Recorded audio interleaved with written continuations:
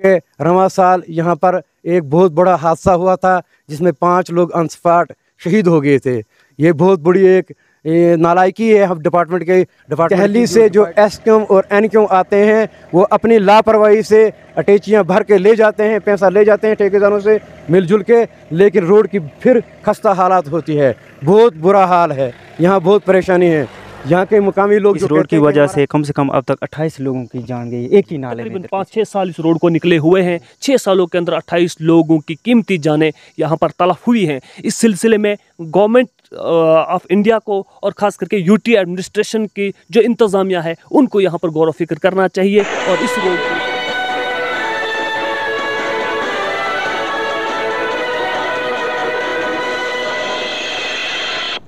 अस्सलामुअलैकुम आदाब नाजरीन, आप देख रहे हैं उकाबिर CN अपडेट और मैं हूं आपके साथ आपका मेज़बान शेख शब्बीर अहमद। इस वक्त हम ज़िला रामबन के 76 इलाका में मौजूद हैं। नाजरीन आपको बताते चलें कि आज जहां पर हमने इस रोड का विज़िट किया और जो हालात इस रोड की, चाहे वो रामबन से लेकर 76 तक हो या डिस्ट्रिक्ट डोडा से लेकर 76 तक की रोड हो, इस रोड का इतनी खस्ता हालात है कि यहाँ पर जो भी गाड़ियाँ चलती है और जो यहाँ के मुकामी लोग इस रोड पर ट्रैवल करते हैं वो अपनी जान को हथेली पर रख करके इस रोड पर ट्रैवल करते हैं। इस सिलसिले में बीजेपी से ताल्लुक़ रखने वाले एक सीनियर अधिकारी शेख अब्दुल जब्बार अल मारूफ हकीम सुलेमानी चिश्ती नक्शबंदी हमारे साथ बात करने के लिए मौजूद है। इनसे ही जानने की कोशिश करेंगे कि सर आज आपने इस रोड को विज़िट किया, चाहे रामबन से 76 तक का ये रोड हो या डोडा से 76 तक हो। हमने इसी रोड पे डोडा से जो 76 तक का ये रोड है इस पर विज़िट किया। जितनी ख़राब हालत इस रोड की है तो यहाँ के लोग जो ट्रैवल कर रहे हैं वो अपनी जान को हथेली पर रख कर ट्रैवल कर रहे हैं। क्या कहेंगे आप डिस्ट्रिक्ट एडमिनिस्ट्रेशन रामबन से, डोडा से और फिर जो महकमा PMGSY ने जो रोड बनाया है, क्या कहेंगे आप उनसे? जी शबीर साहब, आपका शुक्रिया बहुत बहुत। अस्सलाम वालेकुम व आदाब। मुझे बहुत दुख हुआ, हम डोडा से 76 तक आए। पहले भी मैंने विज़िट किया है यहाँ पे 2-4 बार, लेकिन यहाँ पे विज़िट करना बहुत मुश्किल है क्योंकि इस रोड की जो चौड़ाई है बिल्कुल कम है और साथ में यहाँ के लोगों ने या डिपार्टमेंट ने, ये पता नहीं है डिपार्टमेंट ने या यहाँ के लोगों ने, जो मलबा साइडों पे रखा हुआ है, दोनों साइडों पे रखा हुआ है, बिल्कुल फिक्स गाड़ी चलती है। मैं बहुत अफसोस से ये आपको बोलना चाहता हूँ और गवर्नर साहब को और डिस्ट्रिक्ट DC साहब रामन वाले को और XEN PMGSY बटोत वाले को कि फ़ौरन से फ़ौरन इस रोड के ऊपर तवज्जो दी जाए मेहरबानी करके, क्योंकि रवां साल यहाँ पर एक बहुत बड़ा हादसा हुआ था जिसमें 5 लोग ऑन स्पॉट शहीद हो गए थे। ये बहुत बड़ी एक नालायकी है हम डिपार्टमेंट की। जो डिपार्टमेंट सेंट्रल गवर्नमेंट से पैसा आता है, रिलीज़ होता है, हमारे प्रधानमंत्री जी इन्हीं चीज़ों पे ज़्यादा फोकस करते हैं, गौर करते हैं और बहुत ज़्यादा पैसे देते हैं, लेकिन हमें इस चीज़ का बहुत दुख है कि ये पैसा सही एडजस्टमेंट क्यों नहीं होता है। यहाँ क्यों सब स्टैंडर्ड मटेरियल लगाया जाता है, बहुत बड़ा दुख है। क्योंकि जब मैं आज इस रोड पे दोबारा से विज़िट किया, यहाँ के रईस अहमद साहब जो हैं मेडिकल में डोडा में काम करते हैं, मेडिकल शॉप है उनकी, उन्होंने कई बार मुझे यहाँ पर आने की दावत दी, लेकिन टाइम न मिलने की वजह से आज मैंने फुर्सत निकाल कर मैं आया और यहाँ का मतलब हाल देखा मैंने। यहाँ के स्कपर बहुत गहरे बन चुके हैं, खड्डे बन चुके हैं जहाँ छोटी गाड़ियों का नामुमकिन है चलना। और एक हमारे जवान CSC सेंटर के गुलजार अहमद शेख, उनकी भी इसी रोड पे शहादत हुई है। वो 76 एरिया में आकर लोगों के आधार कार्ड वगैरह बनाते थे, तैयार करते थे, लेकिन बदकिस्मती की बात है कि उस शख्स की वजह से हमें बहुत ज़्यादा कमी हुई। इसलिए मैं लेफ्टिनेंट गवर्नर मनोज सिन्हा से गुजारिश करता हूँ, पुरजोर गुजारिश करता हूँ और अपने प्रधानमंत्री मोदी साहब से गुजारिश करता हूँ कि इन रोडों के ऊपर जो डिपार्टमेंट के लोग काम करते हैं उन्हें एक ज़बरदस्त टीम उनको दी जाए जो उनकी चेकिंग की करें और उन्हें हर वक्त इस रोड की चेकिंग करने में मशगूर हैं। क्योंकि दिल्ली से जो एसक्यूम और एनक्यूम आते हैं वो अपनी लापरवाही से अटैचियाँ भर के ले जाते हैं, पैसा ले जाते हैं ठेकेदारों से मिलजुल के, लेकिन रोड की फिर खस्ता हालात होती है। बहुत बुरा हाल है, यहाँ बहुत परेशानी है। कि मुकामी लोग जो कहते हैं कि हमारा किराया 200 से 250 रुपये डोडा तक लगता है, मैं कहता हूँ कि अगर ये 500 रुपये ड्राइवर लेंगे इस रोड से, 500 रुपये एक ड्राइवर एक पैसेंजर का लेगा, वो भी कम है। क्योंकि गाड़ियों का भी नुकसान होता है, लेकिन लोगों को भी साथ में चलने से नुकसान होता है। वो डोडा में जाकर लोग क्या काम करेंगे, जो गाड़ी में ही थक जाएंगे। जंपों के साथ उनकी हड्डियां पसली एक हो जाती है, खाना जो खाते हैं वो सारा गायब हो जाता है। इसलिए मैं आपके चैनल के माध्यम से अपने नरेंद्र भाई मोदी साहब से गुजारिश करता हूं और गवर्नर साहब से गुजारिश करता हूं और यहाँ के डीडीसी बीडीसी जितने भी सरपंच वगैरह हैं उनसे भी गुजारिश करता हूं, मेहरबानी करके यहाँ टीम बुलाई जाए, इस रोड को चौड़ा किया जाए, इस रोड के लिए दोबारा फंड्स अलॉट की जाए। हालांकि इनके पास फंड्स है, इनके पास हर साल पस्सियाँ उठाने के लिए जो आती है, डैमेज होती है, उन मतलब वो है उनके पास, लेकिन इनकी लापरवाही है, ये नहीं करते हैं कि ठेकेदारों की लापरवाही होगी और एक्शन साहब की लापरवाही होगी, वो उन्हें फ़ौरन से फ़ौरन उनको नोटिस निकालें और हफ्ते के अंदर अंदर इस रोड पे काम होना चाहिए। अगर ऐसा नहीं हुआ तो हम पूरी पब्लिक को रोड पे उतार कर एक बहुत बड़ा धरना यहाँ से डोडा तक और यहाँ से रामन तक लेंगे।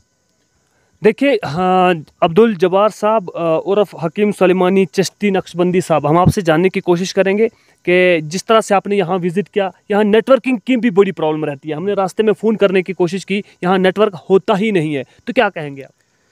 सबसे पहले मैं आपको ये गुजारिश करता हूँ कि ये नालायकी जिन्होंने ये हमें सिम्स वगैरह डिस्ट्रीब्यूट किए हैं, जियो की, एयरटेल की, मैं कहता हूँ कि सबसे बड़ी नालायकी उन लोगों की है कि अगर वो नक्शबंदी साहब, हम आपसे जानने की कोशिश करेंगे कि जिस तरह से आपने यहाँ विज़िट किया, यहाँ नेटवर्किंग की भी बड़ी प्रॉब्लम रहती है। हमने रास्ते में फ़ोन करने की कोशिश की, यहाँ नेटवर्क होता ही नहीं है, तो क्या कहेंगे आप?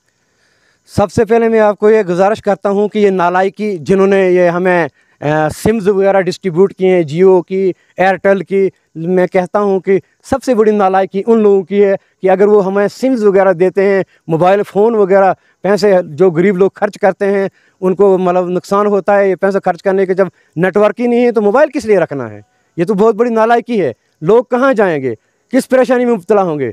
ये सबसे उनसे मतलब जो नेटवर्क के सीनियर BSNL के, एयरटेल के और जियो के हैं, मेरी उनसे गुजारिश है कि फौरी तौर पर DC साहब, DC डोडा और DC रामन और गवर्नर इंतज़ामिया उनके ऊपर एक्शन ले ताकि नेटवर्क हमेशा चले और जो बायोमेट्रिक का सिस्टम चल रहा है वो नेटवर्क से ही चलेगा, नहीं तो बायोमेट्रिक बिल्कुल फेल है। राशन भी बायोमेट्रिक के ज़रिए दिया जा रहा है और स्कूलों के अंदर बायोमेट्रिक कुछ लोगों ने, कुछ उस्ताद कराम ने, कुछ स्कूल के स्टाफों ने खुद खरीद कर लाया है। अपनी ड्यूटी को पंक्चुअलिटी में रखने के लिए उन्होंने बायोमेट्रिक का इस्तेमाल कर रहे हैं, लेकिन बदकिस्मती की बात है कि कुछ स्कूलों में अभी तक बायोमेट्रिक नहीं लगा है। ये बहुत बड़ी एक नादानी और गलत सोच है। जी हाँ नाज़रीन, ये बात कर रहे थे अब्दुल जब्बार साहब उर्फ अलमारूफ हकीम सुलेमानी चिश्ती नक्शबंदी बात कर रहे थे। ये भाजपा से ताल्लुक़ रखते हैं। इन्होंने बाज़ाब्ता बताया कि जो स्टोरों पर, गवर्नमेंट डिपो, राशन डिपो पर जो वो बायोमेट्रिक का सिस्टम रखा है, वो नेटवर्किंग न होने की वजह से लोगों को मुश्किलों का सामना करना पड़ता है। इस सिलसिले में आज हमने जब ये इस रोड पर हमने विज़िट किया तो इस रोड के आसपास में जितने भी school, primary school, middle school थे, वो टूट कर उनमें इतनी दरारें आ चुकी हैं कि वहाँ बच्चे पढ़ें तो अंदर कैसे जाएं। खतरा लगता है कि कहीं ना कहीं कोई दीवार पलट जाए और बच्चों को नुकसान पहुंचे। यहाँ पर कई स्कूलों में हमने ऐसा देखा। इस सिलसिले में रोड की जो खस्ता हालत है ये किसी से ढकी छुपी नहीं है, क्योंकि पिछली बार भी जो एक एक्सीडेंट यहाँ इसी इलाके में देखने को मिला था जिसमें 5 कीमती जानों का ज़िया हुआ था, और उसके बाद ये रोड जूं की तू बनी हुई है, किसी के कान पर जूं तक नहीं रेंगती। जितनी भी फंड्स गवर्नमेंट यहाँ मुहैया करवाती है उनका मिसयूज़ यहाँ पर किया जा रहा है। और यहाँ के जो रेजिडेंटल लोग हैं उनके कहने के मुताबिक कि यहाँ पर इस रोड पर अभी तक जब से रोड निकला है 16 लोगों का ज़िया हुआ है। सर क्या कहना चाहेंगे आप इस सारे मसले को लेकर? देखिए सर, ये इधर बहुत ही रोड की खस्ता हालत है। ये रोड काफ़ी कोई एक ख़राब नुकसान है। इस रोड की वजह से कम अब तक 28 लोगों की जान गई, एक ही नाले में इधर पीछे 28 लोगों की जान। बहुत ही दुख भरी बात है कि 16 नहीं बल्कि 28 लोगों की जान इस एक ही नाले में ये रोड निकलने के बाद अभी तक हो चुका है। तकरीबन 5-6 साल इस रोड को निकले हुए हैं। 6 सालों के अंदर 28 लोगों की कीमती जानें यहाँ पर तलफ हुई हैं। इस सिलसिले में गवर्नमेंट ऑफ इंडिया को और ख़ास करके यूटी एडमिनिस्ट्रेशन की जो इंतज़ामिया है उनको यहाँ पर गौर व फिक्र करना चाहिए और इस रोड को अपग्रेडेशन करके इस रोड की जो ये हालत है इसको ठीक किया जाए, ताकि यहाँ के अवामी लोगों को, जो लोग हैं यहाँ पर, उनको आसानी हासिल हो सके। नाज़रीन, इस सिलसिले में जितने भी यहाँ के जो मेंबर हजरात हैं, सरपंच हैं, बीडीसी, डीडीसी और जितने भी यहाँ के रिप्रेजेंटेटिव हैं, जो लोगों के साथ वो झूठे वादे करते हैं अपने इलेक्शनों में, बड़े बड़े वादे किए जाते हैं। कोई भी पार्टी आती है, बड़ी बड़ी पार्टियां बन रही हैं, बड़े बड़े नामों पर इलेक्शन तो होते हैं, लेकिन जब यहाँ के गरीब आवाम के पास वो आते हैं उस वक्त तो हर चीज़ के दावे तो किए जाते हैं कि रोड भी दी जाएगी, आपके स्कूल ठीक किए जाएंगे, आपको मेडिकल फैसिलिटीज़ दी जाएंगी, और बड़े बड़े सपने उनको आसमान तक ले जाते हैं।